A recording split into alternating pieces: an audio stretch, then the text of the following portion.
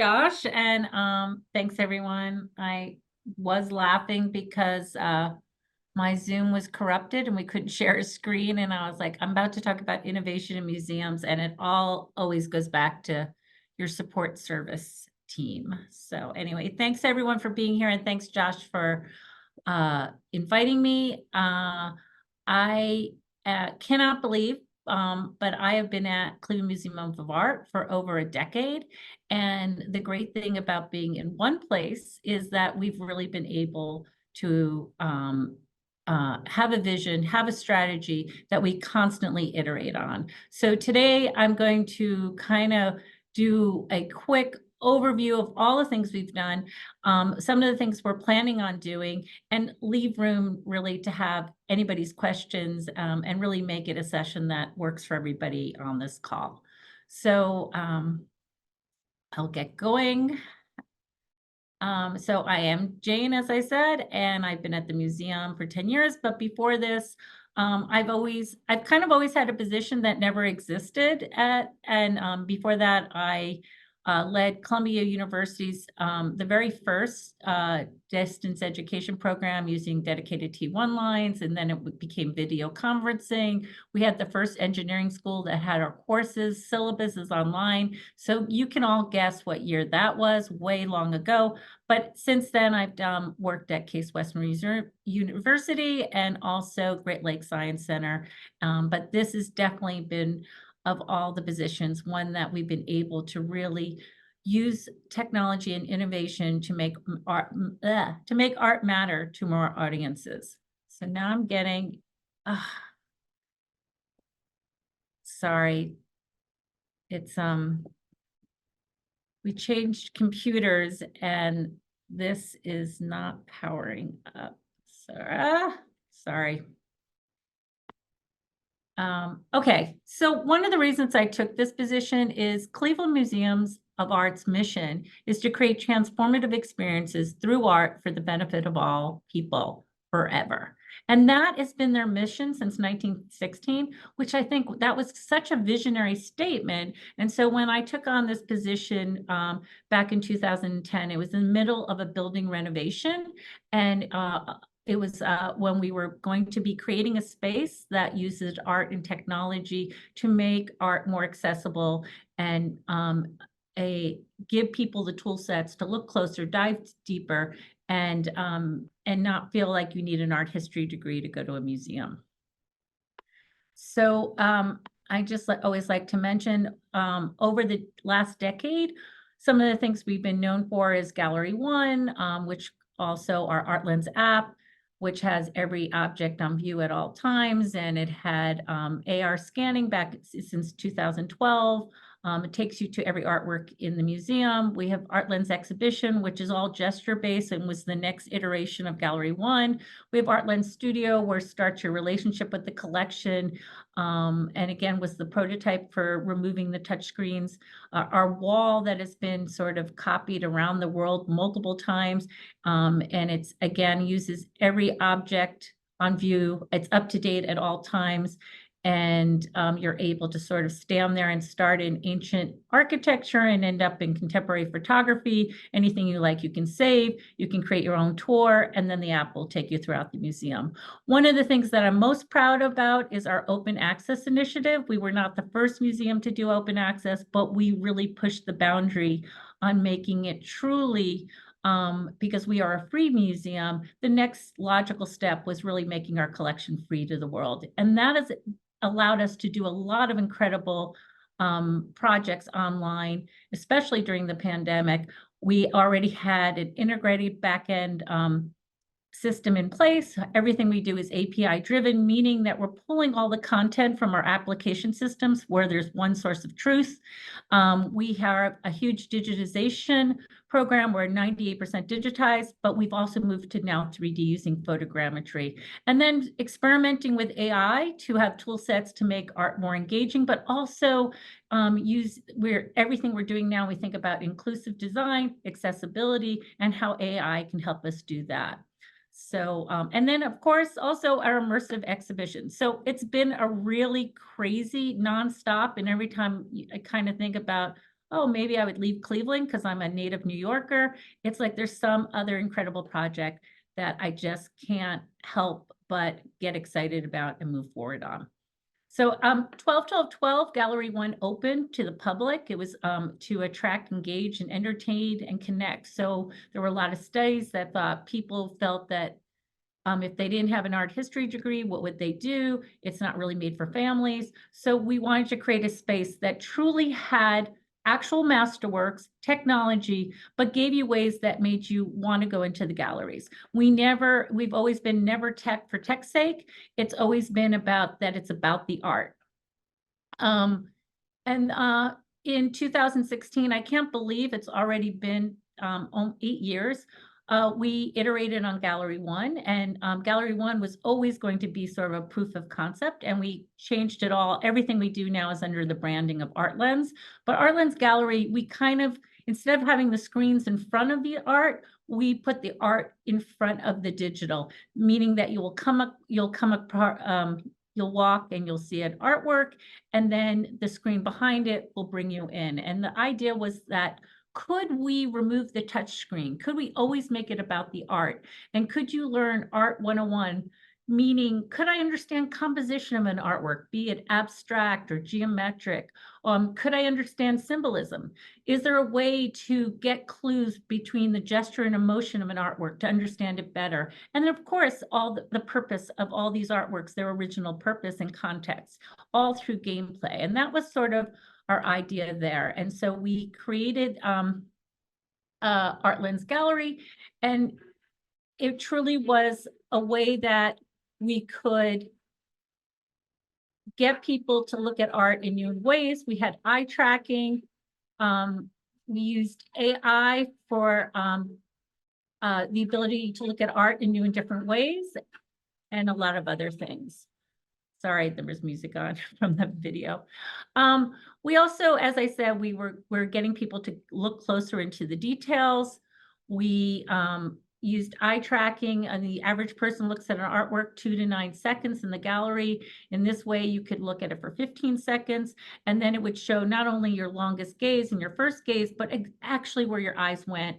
And the other thing we did here was that we made it, okay, the other thing was also we wanted to make it a place that truly you were engaging together. It was a place that you could find and discover things. Again, it was never just tech and for tech's sake, but it was about like discovering things together. The other thing was really fun was it's great in digital. You can make things large and look at them. But we always, at the end of every single game, we took you to the exact size of the object so that when you were in the galleries, you would know that it was this big, or if it was even larger than the screen, it would show a detail at the actual size and show you where it was. So again, we always played with scale too in playing these games. Of course, the ArtLens wall, I always have to mention it because it's been there since 2012.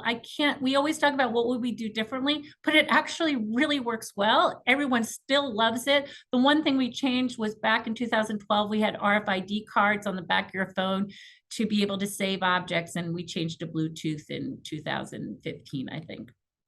Our app is also, it's like these things, this is hasn't been we update and iterate because of different operating systems, but we really haven't done anything since 2016, and it still always has every object on view at all times. You can scan objects throughout the entire museum and hotspots pop up.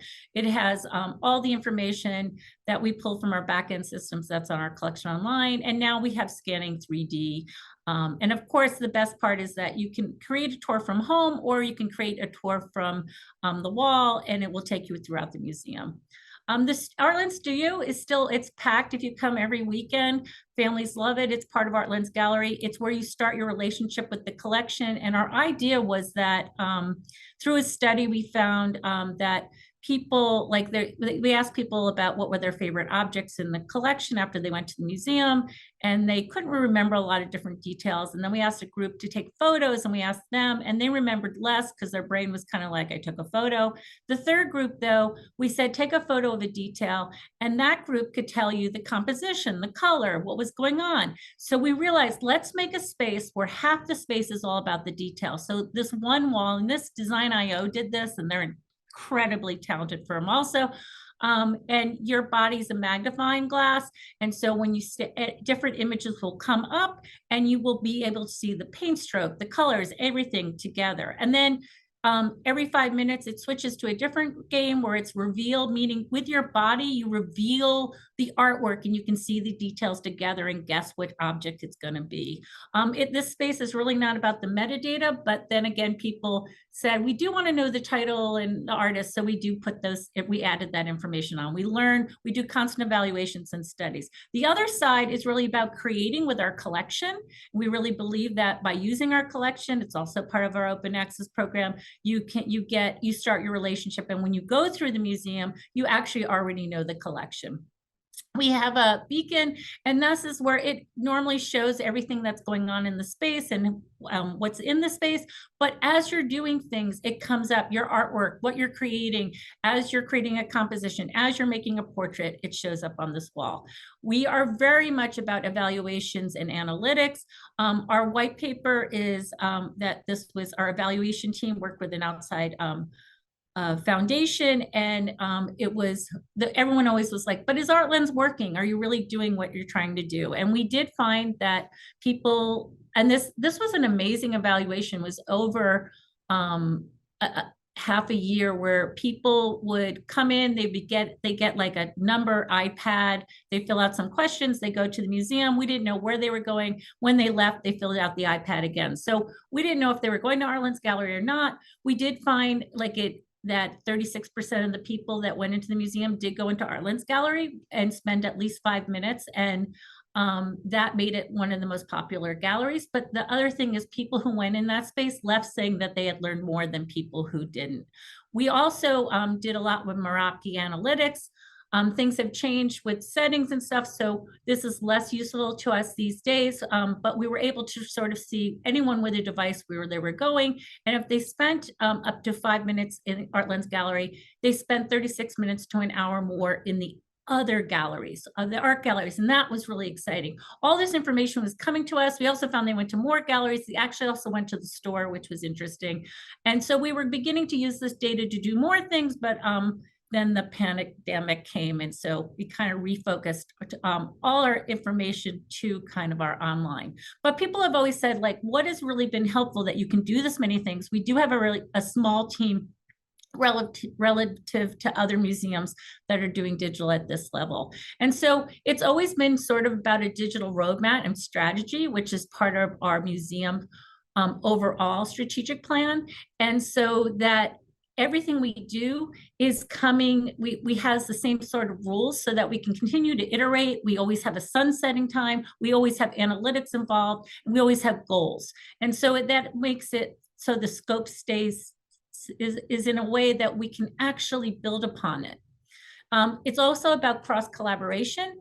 We bring in, we will lead the projects, digital leads it, but we do bring in evaluation, exhibitions, curators, designers, everybody throughout the museum. And it's taken us a while, but that's another thing, a benefit of being at one place for 10 years, is that we've finally gotten down, what's everybody's roles? How can everyone bring their expertise to the table and really collaborate well? It's always about making art matter. It's always about understanding the audiences that we want to look at. It changed slightly when we went home during the 2020, but again, we always define our goals that way, whatever we're making. It's also about being iterative. As I said, we started with these touchscreens that were beautiful, that local projects designed, and thus we moved to gesture-based, which Potion designed, and again, new ways, and we went from 2D artworks to 3D artworks. Having your, it's always, people always call us up, how did you make that wall? How'd you do this? I'm always starting with, is your collection digitized? Do you have a DAM? What's your collection management system like? Put your energy, put your time there, because that's what's going to be able to grow and make you do things that you want to do to make your a collection accessible to the world. So we're at 98% digitized. We almost always get there. There's always issues, and I'm sure if you're in the museum world, there's always going to be conservation images. There are actually objects that are not, you know, like have not been found for over, you know, half a century. There are images that are completely, so there's always things that are going to a little make us getting to 100 a little bit, but we're almost there. But we've also sort of slowed down because we've moved to doing everything in photogrammetry. We started this in 2019 when after did the second iteration of ArtLens Gallery, and a lot of the curators were like, I really want to look at it in 3D. And I thought, yeah, we should be looking at it in 3D. So you can actually look at objects in ArtLens Gallery in 3D, moving your hands, gesturing your hands to look inside and outside. And we have now put all these things online, and our goal is to have 1,000 objects that are photographed, and we're probably about 250 in the next 3 years, part of our strategic plan. One of the great things about our photogrammetry, and we work with Dale Utt on, he does these animations and he's amazing, is that you can also understand the materials. You can understand how things are made. These are all on our collection online, but not only does the animation, but you can then look at it, open it up, and each of these are by themselves also. We always have in our collection the sort of the whole record, all of the cover record, and then each individual record, the part that is of so both of these have their own record. The other thing that as I said, I was really excited about is our open access initiative. This was in 2019. And what was exciting about this is that we really decided, how far can we go? What's the highest res image we can allow? We also made all of our metadata, 36 fields, available to everybody. So we put our provenance, we put our didactics, everything we gave to the public, therefore keeping the scholarship with the image. And so what was scary for a lot of people at the museum was that, well, we don't know if this is true. We don't know if that's the right date. And the truth is, we're all going to be long gone from this planet, and they're still going to be discovering things. The great thing about digital and the great thing about our back end is if a curator, an educator, a registrar changes anything in the collection management system, within 10 minutes, it's up on our collection online, it's in our open access API, it's in our ArtLens app, it's in all the interactives. So it's always easy to keep updating and keep giving everybody the latest information. So the other great thing about it is that during the pandemic, we were able to move fast and create some really fun tool sets to make the collection accessible to different types of audiences. And so we saw and I always love, so when Facebook came out with their first commercial, they used our object. Now, we didn't know that was happening. We saw it when it was online, and everybody was, there was lots of negative, positive, well, mostly negative comments all over about Meta. But here's the great thing. You know what it showed us? We knew that something was going on with that artwork because it went through the roof with analytics. Over the next month, every article mentioned this commercial, and it was all there. And again, it is an open access object. And if you want to animate it any way you want, that was a way to bring it in, but people still wanted to see the original. The same thing with Bridgerton. My daughters all watch it. I have to say I have not seen it, but our project managers also came in saying, oh my God, our artworks are in Bridgerton. And so again, people are actually seeing the art. And then the analytics, these were at the top for the next 3 months of our collection. This is the thing I'm mostly proud. If I had to say the thing that I think that we do better than I think any other museum that makes us able to do these things is a flexible and fully integrated backend system. All our applications, from our ticketing to our planning, to our collections, to our dams, to our archives, all are integrated together. And then again, as I said, whatever we're showing to the public, there's one source of truth. This is one of the things that when we thought about is that when we think about the old label, with our backend, we have a middleware, we're able to think, and this is from when we did the ArtLens Gallery, we're now able to think about composition, the purpose of an object, and all of this is in our backend system. So even if we're just using it for one game, whatever we're trying to create, it's all there to be able to use in multiple ways. So as I said, during the pandemic, we kind of was like, we all went home because we were in the middle of planning for this very first scholarly immersive exhibition, which I'll talk about. But we had to put that on hold. It was supposed to launch in November 2020. That was now on hold. So we went home, everyone was kind of confused. We had to get everybody in the museum up on Teams and figuring out how to do things. And then I thought, you know what, this is an opportunity. So I actually did reach out to Dome and to Potion and to Design.io and to anybody who had been someone who had worked on a project with us. And I said, we're going to do some crazy stuff. You have an idea, send it to us. And we actually did do some really increased things. One was analytics firm in Cleveland called out and said, let's do live dashboards on your open access. You know, they had been wanting to do a lot of things with our data. And I thought that is an amazing idea. So this is, you can go now, you can always see what are the top objects in the collection, what are the top in Wikipedia, what are the top in our downloads. You'll see that they're very different. And you'll see also what collections are more appealing and what are current, how many people are looking at the collection at the same time. So that was like one of the first things, the very first 2 weeks we launched, while everybody was talking about those virtual tours from like kind of those Google tours from 2010 that was like getting press everywhere. It was kind of like, those aren't engagement. We wanted to actually show you engagement. And we thought also, let's see how our engagement changes throughout this pandemic. We also, as I said, thought outside the box. And so we, this was one of the ideas that was about workers. Okay, we all work in museums, not for the salary. We work in the museums because we're around art, we're around culture. And now we're all going to be working at home on Teams every day or on Zoom every day. So we decided there was we don't use Slack, but Slack at the time was doing a lot more apps. And I think even Philip was the one who said there was a yoga, every day gave like a yoga saying, you know, for your day during the pandemic. And I thought, well, what can we do? So we thought, let's engage our workers. And so every day, it was sort of like, you know, those comedy news shows in that, you know, what was going on in the world meets sort of the New Yorker caption contest. So what would happen is every day, only during the work week, Monday through Friday, in the morning, you would get a notification on your Slack and your team. So it's teams all over the world are still playing. Any kind of teams. It could be a book club team. It could be, it was a design firms did it. And so one was early on was personal protective equipment. You know, there would be a little thing. You would pick mask, helmet, gloves, or armor. After you picked it, it would shuffle. You could shuffle through and find a mask. If you picked mask, you couldn't go back to the other ones. You would then write something like, you know, I rather wear this than my messy hairdo. And then you say save. And then at the end of the day at 4:45, you get a notification and it says the exhibition's up and it says who played that day from your team.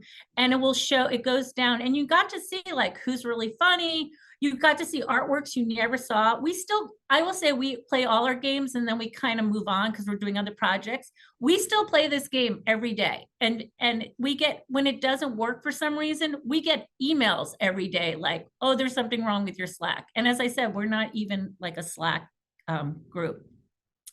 Then in September of 2020, teachers thought they were going back to classes. My daughter, my youngest daughter, thought she was going back to college in classes and everything was still going to be online.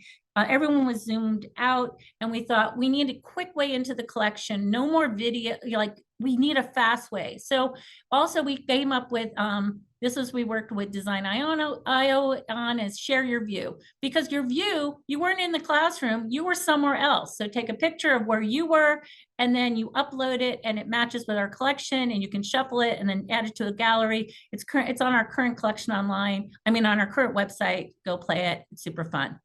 So at the same time, while we were there, we were creating Revealing Krishna, which was a really interesting, really complex scholarly exhibition. We were going to have, for the first time, 4 of the 6 galleries were going to be completely digital in our main exhibition hall.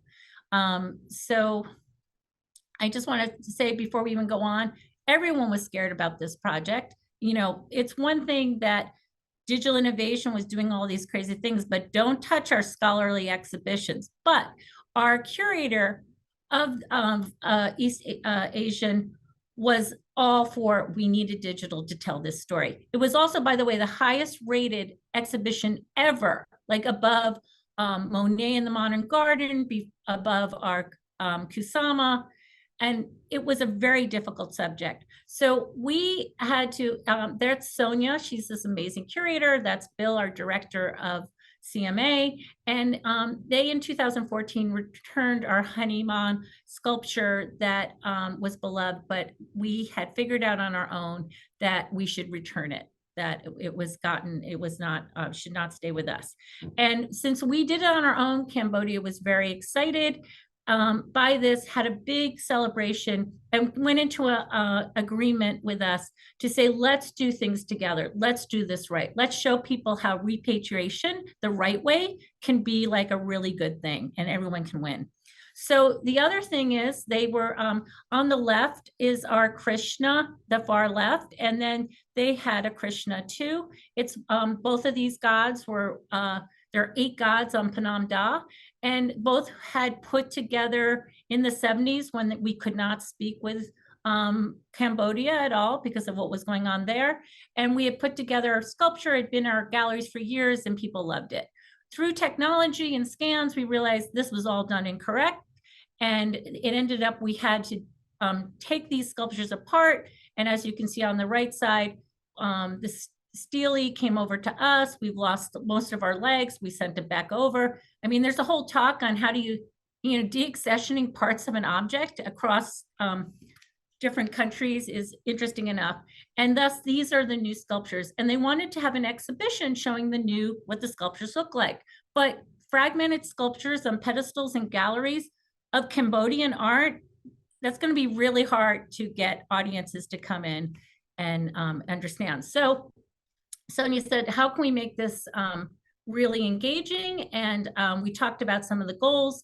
And so one of the goals is, people don't know where Phnom Da is. They don't even know where Cambodia is. What is it that about? The other thing was the story of our Krishna and how we got it, how it came to us, the conservation story in the 70s and the current story, and what this means for the future of museums. The other thing is, it was one of 8 gods. How do we explain that? And sort of the role of the museum was the last part. So I was like asked to make a budget, and I was like, a budget on what? What are we building? They wanted to do one small thing.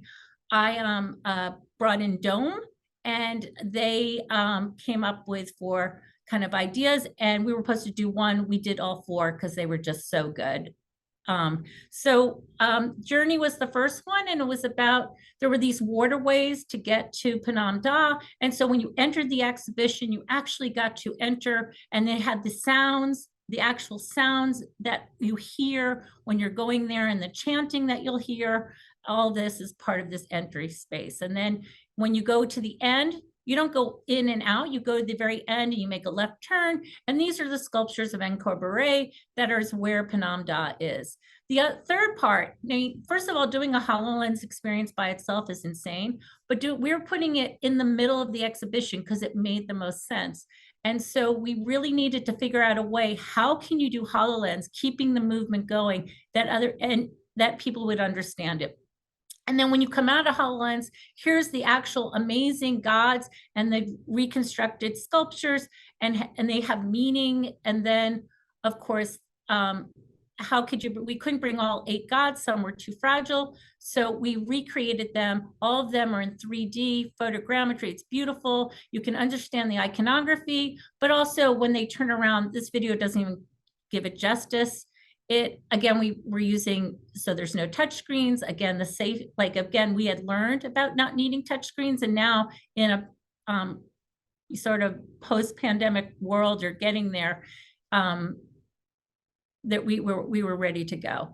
And then, of course, I want to talk a little bit about this. HoloLens experience was really about, how do you get people to put HoloLenses on during a pandemic? Everyone's still wearing masks. This was from November 21 to February 22. And so we made this video afterwards. But we had to really figure out how could we get people through it. And one of the things was we decided we would have groups of people every 2 minutes onboarding, just like you would. And each station would get more and more complex. And the fourth station, when you had to understand what was exchanged and the conservation being, and then the last station, which is the original context where you would walk and you would get to go through the actual cave temple, see what Krishna looked like 1500 years ago with the jewelry. And then this would disappear. And thus there are the sculptures that you just learned about. And so why mixed reality? We really wanted, we didn't want something like VR where you're by yourself. We really wanted you to engage with others. We wanted to make sure that you could talk about it together and experience it, especially like this is the conservation part where you had to understand why different things were exchanging and what was happening. So we had every 2 minutes, 6 people launch. It was 11-minute experience. That to me normally would sound like, whoa, that's too long, but it was like every 90 seconds you got to start over. We knew that the first 90 seconds, most people would still be like trying to figure out what's on their head. We had an onboarding that told people what to do. If you got it all, you know, raise your hand. And it was, we practiced this multiple times. This in itself was a feat to make sure that nobody was thinking about the technology. They were listening to the story. This was, of all the experiences, the highest rated, and people said they learned the most because of that. And I honestly believe it's because you weren't thinking about the technology. It was about the story. So what we were also, we had a lot, we work always with expert partners. Interactive Commons is at Case Western. They helped us with the development of the HoloLens. Dome was the interactive design. We worked with Prime Access on how do you make this accessible. We worked with Farm 51 on all the LiDAR scanning and the filming, and many collaborators in Cambodia and Microsoft. The other thing that made it successful is that our curator was there the whole time. It's very easy with digital sometimes to get away from the authenticity. This was completely about being authentic. And you can even see on the right side, when we were in Cambodia, measuring the exact size of everything so that it was exactly perfect. And there's our LiDAR scanning and the photogrammetry. Again, multiple iterations and prototyping. We had to do this multiple times. The one thing about the pandemic is when we were back in the spaces, there was no school and there were spaces that were closed. So we did have room to do that. I'm not quite sure where we would have found that space at another time. The other thing was making sure the user experience. This was really tough. People had to figure out where to stand. We had you going through 6 stations. So we had actual feet placement. We had a Cambodian flute to let you know it's time to walk to the next station. And then we had blue digital. So we had visual dots, we had visual, sound, and physical to get you to each station. And I have to say it worked really well. And then again, the original context at the end, by the end, you were able to walk around each step. The first step, you only stood around a table. The second step, you kind of looked both ways, but by the end, you got to walk around because you were super comfortable with the technology.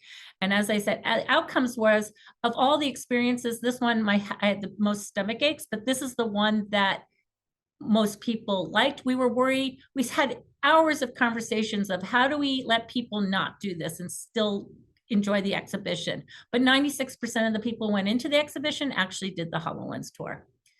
So we currently just launched our new website. I have to bring this up because it's my favorite thing to say is it's just a website. Oh my God, websites have humbled me. Websites are impossible. We had not done anything for a decade. We had 5 different sites, a library site, a Shopify, a general site, a collection site, and we needed to bring all 200,000 plus pages under one sort of format. And we really had decided that we were going to focus more on functionality than we were on anything else. And we really wanted to make it component driven. So everything is a component so that when we do a rebranding and anything we do, it's about building for the future. We've launched our site, which was extended multiple times, and we are still working full time on that. There's a bunch of components that we're adding to it. So we ask you to we haven't even officially, you haven't even seen like this video yet because we haven't even officially launched, even though it's been up, because we want to really get it to that next place. But it's going to be something that iterates on forever. But I will, from now on, when someone's working on a website, I will look at them with in awe much more, because it's a really tough thing to achieve and do it right. So our goals, by the way, was to make sure we wanted to be one of the first sites that was truly about inclusive and accessibility. And we worked with Prime Access from the very beginning. We did learn it's really hard to do because there aren't perfect solutions for some things, and we're still working to figure out other areas of how to make it even better. But we learned a lot as a museum, and we apply it to every project we're working on. The thing that we're most always are excited about is our collection online. I do feel like I'm going to just say it, we really push that our collection online, not only every scholar will love it, but that a person with no background in art will love it. We've added conservation images. We have a database on conservation images that were never being used. This is our additional images showing the back of, an artwork. Sometimes there's lots of information there. But with the conservation, we have the X-rays, the LiDAR scannings, the conservation statement. This is a whole new world for scholars. And every top museum has all this information, but how do you make it in a way that the public can have access to it also? So this is a feature we're really excited about in the new site. We continue to have on the right side all the scholarship and talk about if it's an open access object. Sorry, we're still talking about the conservation. I will say, one of the things that we're working on, it's a little clunky, the up and down on the conservation. So we're working on that. But if you see any things, we probably already have a ticket on it, but if you see something, don't hesitate to write me. But we're always about adding all the scholarship. You now also, below the fold, like we are now, you'll see also visually similar artworks. We're using the same Milvis background that we used for our ArtLens AI project. And so the below is about, like, if you'd like this, maybe you like that kind of thing. And the above is really about the object in hand. One of the things that's not implemented yet is the integration with our store. All of our objects are on a Monet water lily. You'll see that you can buy a scarf or the mug. If you're on our exhibition pages, we now have a way that you can easily get to the publications or any other things in the stores that have to do with the exhibition. So we are kind of combining these things where they never have really been combined that way, so that, but we keep them sort of like the scholarships up top, and below there's the other, like, and we have related content also. You'll see a lot of pages now with related content. But what's on was more about, everybody always wants an education page or this page, but honestly, the visitor just wants to find out what's on and how to get to it. This is a project, though. How do you think about exhibitions in the past and exhibitions in the future and exhibitions that are currently on? And so there is a whole, this is in the next 2 weeks. We really realized what's the best way that when you're looking for these things, how do they line up? And until you do it, you don't realize it's more of a problem than you ever would think. So I'm not going to talk anymore about a website because it's just a website, but what's next? Oh, I do want to say one thing. This is another thing we did. A new tool set that we created, which an object in open access will come up. It will ask you what's beyond the frame. And then you'll say dogs playing poker, and it will make a new thing. Again, it will always take you back to the original artwork, but it's just fun. And it teaches you how to create prompts and how to, by changing the prompt, what other things you will get. So what's next? In March, we have a collaboration with South Korea, and we're doing an immersive exhibition. The same exhibition will be going on there. It's about a scroll. It's just one interactive, but it's about a scroll that's a famous scroll of North Korea, and you'll be able to experience it. It's a 10-minute program, and it's more about the collaboration and how we're working together. So please come see that. The other thing is ArtLens 3.0. What's that? Well, how can we reimagine a space like this? What really is the next iteration? And how can we make this so other museums, one of the things I've been focusing on is how can we collaborate with more museums together? We're not competing against each other. We're competing against people, streaming Netflix at home. So what do we do that really others can learn from and that we can work together. And again, going from the physical to the online. So these are still, the goals are sort of the same, but we did have a workshop. We brought lots of really, I actually even invited Josh, and we've had lots of people out there, and we had a great 2 days to think about what could that be. And so this is what we really came out with, is that we're really going to focus still on the life cycle of our artworks. And what does that mean? From accessioning to conservation, to repatriation, to how do you collect, to the idea of forgeries and all those different kinds of things. So, and then we thought we have to really do this to make it immersive and inclusive. And so it has to be that from the beginning. And when we think about it, we came up with, we want still something has to be dynamic to attract you in, that's actual artwork. We taught, lots of ideas came up, you know, the Momo's AI, I forgot the artist. Anyway, that project, like lots of different ideas came up, like how an artwork to bring you in, but then also it's really, again, back getting into our collection. We thought about, you know, the art lens as a beacon where you have a time to recharge, think about and do things, but also see what everybody else is doing. Again, those were the things that were successful in the last iteration. What's the next iteration of Create Studio? We thought about multimodal creations and really using more sound, using more senses. That was a big part of this next iteration. And then again, emerging tech partnerships. We want to be working, I mean, art is such an amazing, that content's great. So working with innovation and other types of partnerships together, and then using art as the content, like that's an opportunity for everybody. And so we still want to kind of be using innovation in new ways, but using art as the way to make it matter to more audiences. And then again, immersive content, we learned from Krishna, the cave part, people loved it. They had no idea that that was the sculpture was brown, that it had gold jewelry, what's the original context? How do we bring our collection in that way? And then up space also where we can do prototypes. You know, as I said, I don't know where we would have found the space if the museum wasn't half closed. So we still want to have a place where we can try new things and bring them into exhibitions. And then the conservation lab, everyone who came to this workshop, we took them on, they got to go into the conservation lab. Everyone always loves that. Why do they love that? How can we bring that to the outside, to all audiences?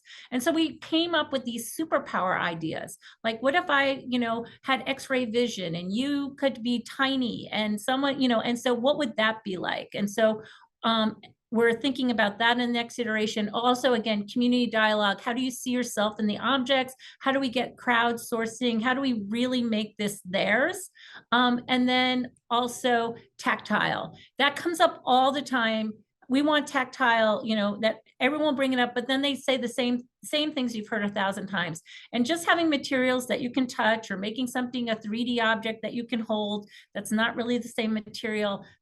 I want us to push different, like haptic experiences. How can we really bring tactile into a digital world so they intersect and they combine well together instead of separate? So that is something else we're trying to figure out how we could do that in the new set. All right, thank you. Sorry if that was just all over the place, but thanks for having me. I hope it made sense. Jane, that was phenomenal. We're actually almost at time. Oh, sorry. Oh, I'm so no, sorry. it's actually so good. You know what? Honestly, this has happened a few times before, and I did this with like actually Sundar from Museum of the Future. And we ended up just like actually doing another one of these where we just did the Q&A. So I can like see if people are up for that. Maybe I can just like spin up a conversation to do it some other time. But I think maybe we have time for like one question. Is there like one question that anyone's dying to ask? Or should we just like punt it and do a Q&A? What do we think later? I'll ask a question. Okay, one question. You got it. You're our question. My name's Harry Abramson. I work at a 3D scanning firm, Direct Dimensions. We work with a lot of museums. And Jane, I just want to commend you. The 3D models you have are probably the best I've ever seen by anybody other than maybe us. But your objects are extremely complicated, and you've done an amazing job. I've been incredibly impressed, and we do a lot of work. So anyway, I had to say that, but my question is, with repatriation, which we do a lot of scanning for that purpose, and in some cases we've made replicas for the museums. Is that something that you're doing? And do you think that's a no-no, or is that something that depends on a case-by-case basis? I'm missing the subject. Is what's So with the repatriation, you have your, yeah. yeah, so you have your sculpture or your whatever, but in my case, it's sculpture that's being returned. And That's a great question. and the question is scanning a no-no and is replicating a no-no in those cases? And does it depend? I would say that's really my question. Yeah. Well, I think it's a tough question. I do think that what we learned with Cambodia is that they didn't have the funds to do what we've done with all their sculptures. And so they're actually, a lot of people are returning objects to Cambodia right now. And because of our partnership, they don't call us out at all because they know we want to do the right thing. And so I think it's about building trust. I mean, everyone's always like, just send everything back. But by building trust and stuff, they're building a brand new museum. And they want, one of the first things they want to do is take all the assets we've created and have an experience like we had. And because we did this, they're already being able to take care of this.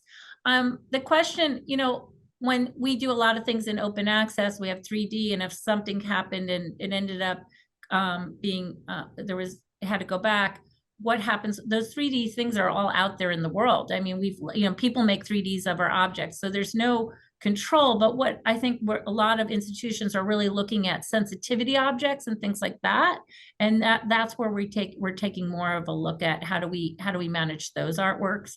But there's no simple answer. I always want to learn. I always want to hear. But that's what we actually are always trying to do better and listen. And and we don't just jump on a bandwagon if everyone says do this. We just really we want to make art matter to the world, and we want to do it the right way.